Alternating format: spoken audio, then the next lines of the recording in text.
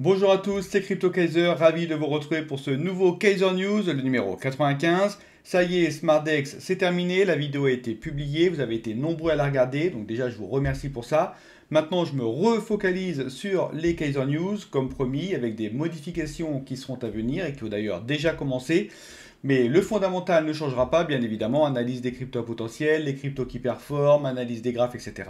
Donc je vous propose d'ailleurs de démarrer dès maintenant. Allez, on y va.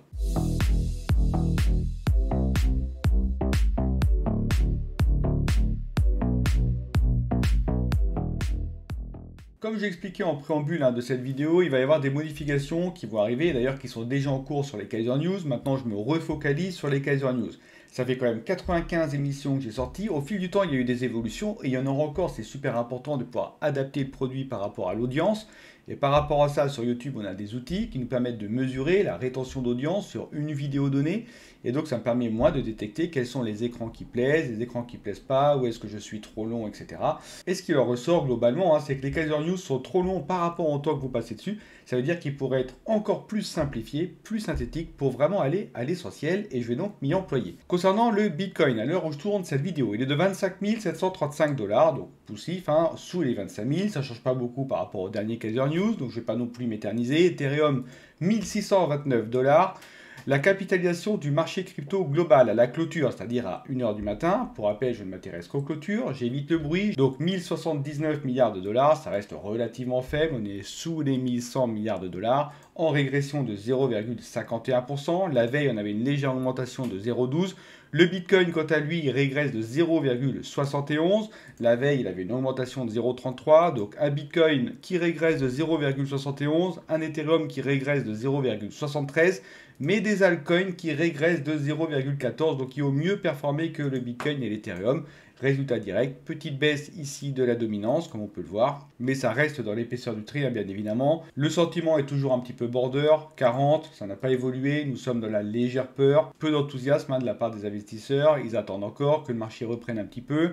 Évolution de l'index Fear and Greed, c'est pareil, on reste toujours dans notre bad range et on attend des jours meilleurs pour pouvoir repartir vers le nord, nous espérons. Allez, je continue maintenant avec l'analyse graphique. Alors déjà, première évolution que vous pouvez voir, il n'y a plus d'analyse Ethereum. Effectivement, nous sommes dans une Bitcoin saison, c'est le Bitcoin qui drive le marché, donc analyser Ethereum n'a pas vraiment de sens pour le moment. Ça ne veut pas dire qu'elle ne reviendra pas, mais pour le moment, je ne vais plus la faire.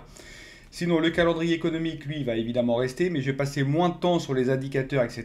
Je pense que maintenant, vous avez bien compris, donc je vais vous dire uniquement les dates clés qu'il faut surveiller. De même, les actualités, je vais mettre uniquement les grosses actualités. Je réfléchis également à un système pour vous tweeter les actualités, comme ça vous serez toujours informé, mais ça viendra un petit peu plus tard. Au niveau de l'analyse graphique donc, du Bitcoin, vision hebdomadaire, ce qu'on remarque tout de suite, c'est que les prix sont passés sous la Kijun. En effet, la Kijun a augmenté, mais les prix n'ont malheureusement pas suivi.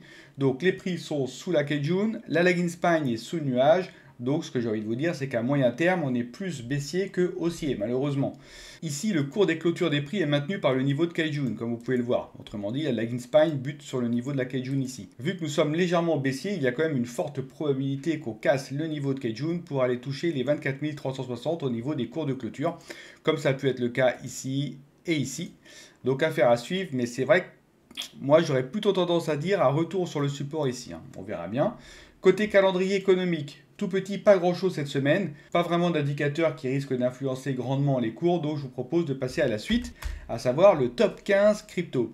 Donc cet écran-là, il restera parce qu'il est particulièrement suivi. Donc on y va, on va le dérouler. Bitcoin, Ethereum, j'en ai parlé, Tether. Le BNB, il arrive à se maintenir au niveau des 214, ce qui est quand même pas mal, parce que Binance a du mal à redresser la tête. Le XRP 0,5, retour à la case départ, j'ai envie de vous dire. Le SD Coin, je passe. Le Lido Stake Ethereum, ça marche toujours autant, le liquid staking. Évidemment, le cours est sensiblement identique à celui de l'Ether. Cardano, il est toujours 8ème, belle croissance de Cardano, il arrive à se maintenir, il fait tout ça dans l'ombre, on le remarque pas beaucoup, mais il est là, Cardano. Dogecoin, qui est vraiment pas loin, il profite toujours de la hype avec Elon Musk, avec des vérités, des non-vérités, toujours compliqué d'ailleurs de savoir le vrai du faux. Solana, qui est 10ème, alors attention à Solana, apparemment, il y a quand même des doutes sur un éventuel dump du token par FTX, pas mal de tokens d'ailleurs, je vous le dis, donc faites très attention, suivez les news par rapport à ça.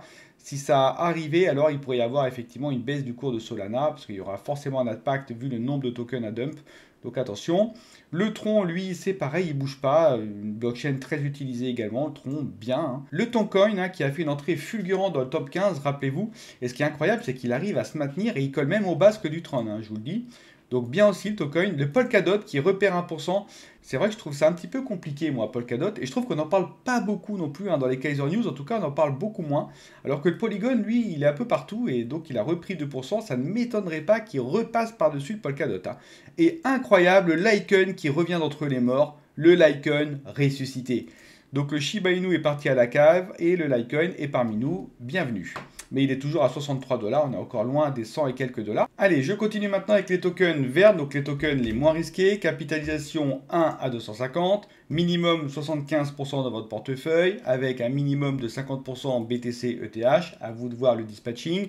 Cet écran-là, il a changé, hein, comme vous pouvez le voir. Maintenant, je ne présenterai que les variations sur les 24 dernières heures. Alors, sur les 7 derniers jours, j'ai beaucoup hésité. Pour le moment, je vais laisser des variations sur 7 jours parce qu'il y a quand même beaucoup d'indicateurs qui sont hebdomadaires dans les Kaiser News. Donc, c'est toujours bien de l'avoir. Ensuite, en fonction des autres modifications que je souhaite avoir, je verrai si je maintiens ou pas cet écran. Allez, je commence avec Blocks qui a pris 45 places. Il est 223e, 94% de volume en plus et 26% dans l'augmentation du prix. Block, ça sert à quoi? Ça sert à faire du staking Ethereum. Donc, ça sert à monter un validateur pour pouvoir après toucher les rewards, bien évidemment. Donc, monter un validateur avec Block, c'est évidemment plus facile. Alors, ce qu'il faut savoir, c'est que c'est non custodial. Donc, ça, c'est vraiment très, très bien. Et donc, il suffit de télécharger l'application, de prendre un abonnement sur un cloud, d'avoir 32 Ethers, bien évidemment. Et à partir de là, vous vous laissez guider pour avoir votre propre validateur. 26% en plus. Ensuite, nous avons LivePeer qui lui a pris 13%, 9 places en plus. Donc ça existe depuis 2019. Hein, c'est une solution décentralisée, bien évidemment, de streaming vidéo. Ça fonctionne sur Ethereum et Arbitrum. Et ce qui est intéressant, c'est qu'on peut louer nos propres GPU à cette plateforme-là pour justement permettre l'encodage vidéo. Et ensuite, on a Terra. Terra, évidemment, version 2. Hein, c'est pas la version 1. Tout le monde se rappelle de la version 1. Avec le stablecoin algorithmique l'UST qui a complètement dépégué. Donc on a tous perdu des plumes. Mais mine de rien, il y a quand même une blockchain qui fonctionne bien. Il y a une très grosse communauté derrière le projet, donc forcément il y a un Terra V2 qui est sorti et qui se maintient à 8 places en plus, 10%, c'est très bien. Et ensuite donc sur les 7 derniers jours, c'est Vulcan Forge qui a pris 34% et 54 places en plus. Ça c'est vraiment une plateforme NFT pour les jeux, où nous avons des ventes, nous avons des enchères, etc. Ça fonctionne sur l'ABSC, Polygon et VeChain. Ensuite nous avons Numéraire, 63 places en plus, 33% d'augmentation de prix. Donc ça c'est une plateforme de machine learning destinée évidemment à prédire le marché boursier, le marché crypto d'ailleurs en général. Et il est également possible d'ailleurs de déposer des modèles de machine learning sur leur site pour toucher des NMR. Donc tout le monde peut participer, c'est pas mal. Et puis nous avons Fetch AI également qui a pris 30 places et 28%. J'en ai beaucoup parlé, c'est vraiment de l'intelligence artificielle. Fetch AI c'est un réseau d'agents autonomes qui sont reliés au monde réel et qui peuvent dialoguer entre eux, apprendre de leurs erreurs. Et chaque agent est spécialisé dans un domaine fonctionnel particulier. Et ça marche bien, il n'arrête pas d'évoluer également celui-ci. Je continue maintenant avec les tokens jaunes, capitalisation 251 à 800, donc plus risqué, attention, hein, pas plus de 15% de votre portefeuille. On commence avec même Inu qui a pris 1172 places, augmentation de 1201%. Ça, c'est vraiment le même coin par excellence. Enfin, c'est même moins qu'un même coin si vous voulez, parce qu'il n'y a même pas de site internet, il n'y a rien. C'est juste quelqu'un qui a créé un token, mais qui l'a appelé meme. Ça, c'est encore une fois. C'est un petit peu, là, c'est ce qu'on voit dans ces derniers Kaiser News. Hein. Il y a des coins qui ne servent vraiment à rien, mais les gens leur donnent un sigle qui est connu, soit le Bitcoin, soit le Inu. Maintenant, c'est le même. Et ça fonctionne, hein, ça pump bien. Donc, je pense que c'est pas le dernier que nous verrons, mais voilà. Vraiment, celui-ci, il sert strictement à rien. Ensuite, on a Multichain qui a pris 110% et 221 places en plus. Ça, c'est pas mal. Hein. Cet index Multichain et Cross-Chain qui est particulièrement bien fait, bien épuré. J'aime bien. Hein. Swap, Pool, Farm, NFT, tout y est. Donc, très bien. Et puis, on a Tetadrop qui a pris 19%, 59 places en plus. Ça, c'est la fameuse marketplace NFT de divertissement qui a été mise en ligne par Theta Network, qui est un service décentralisé de streaming vidéo. Et ça propose des NFT de divertissement d'ailleurs, entre autres, hein, disponibles via des enchères. Et il y a pas mal de célébrités d'ailleurs qui y ont atterri, donc par exemple Katy Perry, et pas mal de marques aussi, hein, Samsung, Sony, etc. Sur les 7 derniers jours, même Inu, j'en ai parlé, et Multichain, j'en ai parlé, on a CyberConnect hein, qui a pris 71% et 131 places en plus. Vous vous rappelez, c'est le fameux framework de réseau social décentralisé qui a d'ailleurs été lancé par Binance dans son fameux Launch Pool et qui permet donc d'ailleurs aux développeurs de créer très facilement des applications décentralisées on-chain sociales. Je continue maintenant avec les tokens rouges. Les tokens rouges, capitalisation 801 à 2000, donc très risqué, attention, pas plus de 10% dans votre portefeuille. Wi-Fi Map, 49% en plus, 181 places en plus. Celui-ci, je l'ai mis dans mes tokens à surveiller. C'est une plateforme de connectivité décentralisée, Wi-Fi et eSIM. 168 millions d'utilisateurs dans plus de 200 pays, ce qui est quand même pas mal du tout. Et donc ça permet, via un réseau de hotspot Wi-Fi, de permettre à n'importe qui se promène dans n'importe quel pays de pouvoir connecter son téléphone un hotspot Wi-Fi libre du coup, mais pas que, on peut également avoir des services d'ici mais de VPN avec ça, et donc nous on peut également monter notre propre hotspot sur Wi-Fi Map, et donc on partagera notre bande passante, et bien évidemment on sera rémunéré par rapport à des tokens Wi-Fi, et ces tokens Wi-Fi on pourra à notre tour les utiliser dans leur application pour nous connecter à des hotspots ou utiliser leurs services eSIM, des VPN, etc. Donc bien, hein, Wi-Fi Map à surveiller. Ensuite, nous avons Oax qui a pris 20% et 75 places. Oax, c'est une fondation qui vise à promouvoir les cryptoactifs et qui sont en train de développer leur couche de Layer 2 Ethereum L2X. Et ensuite, nous avons l'Unstaking Token. Donc ça, c'est de la LSDFI, le fameux terme à la mode. En fait, c'est de la DeFi qui est basée sur les Liquid Staking Tokens. Et ça permet du coup d'obtenir plus de rendement avec ces LSD. Donc c'est STETH, etc. Un peu comme Libra, si vous voulez. Ensuite, sur les 7 derniers jours, nous avons Deepuse qui a pris 100%, 359 places en plus. Donc ça, c'est tout un écosystème DeFi. Donc il est valable sur Ethereum, BNB et Avalanche. Et ça propose du coup du staking, du farming, une gouvernance, un bridge, également un agrégateur de yield, etc. Donc bien fait, hein, c'est clair, franchement, pas mal cette application. Hein. Ensuite, nous avons Reflexer, une gouvernance qui a pris 88%, 259 places en plus. Pareil, ça j'en avais parlé, c'est eux qui sont à l'origine du Ray, qui est un stablecoin d'un nouveau type, c'est-à-dire qu'il va se servir d'ETH collatéralisé pour minimiser ses variations. Et donc ça a l'air de bien plaire, hein, parce que franchement c'est une belle augmentation. Et puis on a Wi-Fi Map, ça j'en ai déjà parlé. Allez, je vous propose maintenant de passer directement aux tokens qui sont les plus recherchés sur CoinGecko au niveau mondial.